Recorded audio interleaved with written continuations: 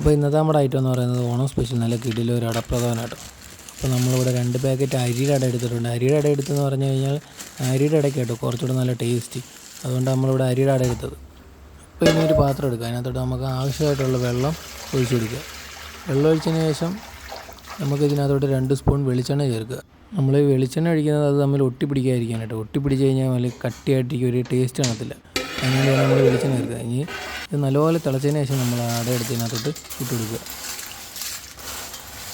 എന്നിട്ട് നല്ലപോലെ ഒന്ന് വേവിച്ച് റെഡിയാക്കി എടുക്കുക. അപ്പോൾ നമ്മുടെ അട ഇവിടെ നല്ലപോലെ വെന്ത് റെഡിയായിട്ടുണ്ട്. ഇനി നമുക്കിത് വാങ്ങി വേറൊരു പാത്രത്തിലോട്ടാക്കാം. വേറൊരു പാത്രത്തിൽ നമ്മൾ കുറച്ച് പച്ചവെള്ളം എടുത്തിട്ടുണ്ട് കേട്ടോ. അതിനകത്തോട്ടാണ് ആക്കുന്നത്. കാരണം എളുപ്പം ഇത് തണുത്ത് കിട്ടേണ്ട വഴിക്കാണ് നമ്മൾ അതിനകത്തോട്ട് ആക്കുന്നത്. അപ്പോൾ ഇത് ഇവിടെ നിന്ന് തണുക്കുമ്പോഴത്തേക്കും നമുക്ക് ഇതിനകത്ത് ഒഴിക്കാൻ ആവശ്യമായിട്ടുള്ള തേങ്ങാപ്പാൽ തയ്യാറാക്കാം. അപ്പോൾ നമ്മൾ തേങ്ങയൊക്കെ ഇവിടെ റെഡിയാക്കി എടുത്തിട്ടുണ്ട്. ഇനി നമ്മൾ മിക്സിക്കകത്തിട്ട് നന്നായിട്ടൊന്ന് അടിച്ച് എടുത്തതിന് ശേഷം നല്ലപോലെ ഒന്ന് പിഴിഞ്ഞ് റെഡിയാക്കി എടുക്കുക.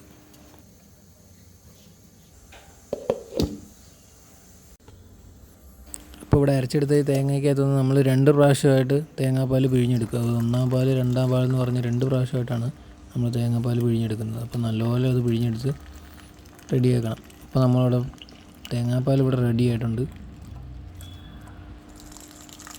അടുത്ത 2-ാം പാൽ ഇവിടെ റെഡിയാക്കി ഇട്ടിട്ടുണ്ട്.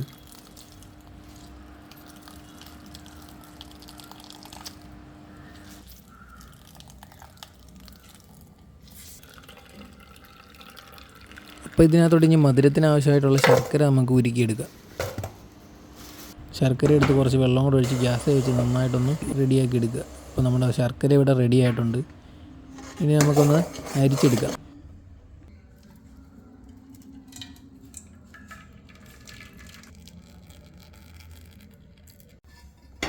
ഉരുക്കിയെടുത്ത ശർക്കര നമുക്ക് ഉരുളിക്കകത്തിട്ട് ഒഴിച്ച് കൊടുക്കാം. എന്നിട്ട് നന്നായിട്ടൊന്ന് ഇളക്കിയതിന് ശേഷം ഇതിലോട്ട് കുറച്ച് ചവ്വരി ചേർത്ത് കൊടുക്കുക.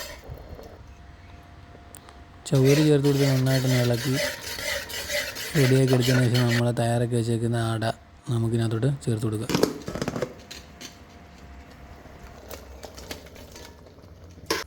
ഇനി ഇത് രണ്ടും കൂടി നല്ലപോലെ മിക്സ് ചെയ്ത് നന്നായിട്ടൊന്ന് ഇളക്കി റെഡിയാക്കി എടുക്കുക. എന്നിട്ട് ഇതിനകത്തോട്ട് നമുക്ക് പിന്നെയും കുറച്ച് ശർക്കര ഇവിടെ ചേർത്ത് നന്നായിട്ടൊന്ന് മിക്സ് ചെയ്തെടുക്കുക.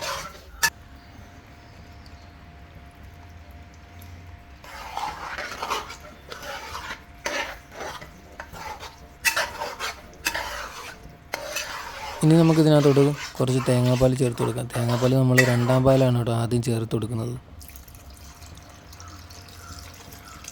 നല്ലതുപോലെ ഒന്ന് മിക്സ് ചെയ്ത് റെഡിയാക്കി എടുക്കുക. എന്നിട്ട് ഇതിനകത്തോട്ട് നമ്മൾ 1-ാം പാൽ ഒഴിച്ചു കൊടുക്കും.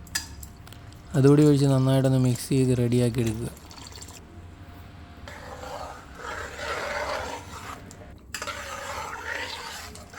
ഇനി കുറച്ച് ഏലക്ക ഇതുപോലെ ചതച്ച് ഇട്ട് കൊടുക്കുക. എന്നിട്ട് നന്നായിട്ടൊന്ന് മിക്സ് ചെയ്തെടുക്കുക. ഏലക്ക ഇങ്ങനെ ഇട്ട് കൊടുത്താലേ നല്ലൊരു മണമൊക്കെ വരത്തില്ല. അതിനാണ് നമ്മൾ ചതച്ചിട്ടത്. പിന്നെ കുറച്ച് നെയ്യ് എടുക്കുക. നെയ്ക്കകത്തോട്ട് കുറച്ച് മുന്തിരിങ്ങയും അണ്ടിപ്പരിപ്പ് ഇട്ടിട്ടൊന്ന് നന്നായിട്ടൊന്ന് മൂപ്പിച്ച് റെഡിയാക്കി എടുക്കുക.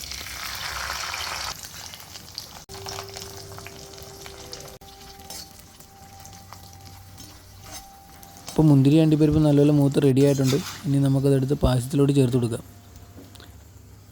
മുന്തിരി അണ്ടിപ്പരിപ്പ് മൂപ്പിച്ച ആ നെയ്യ് കൂടി ഇതിനകത്തോട്ട് ചേർത്ത് കൊടുക്കുക. എന്നിട്ട് നന്നായിട്ടൊന്ന് മിക്സ് ചെയ്തെടുക്കുക. നമ്മുടെ പായസം റെഡി.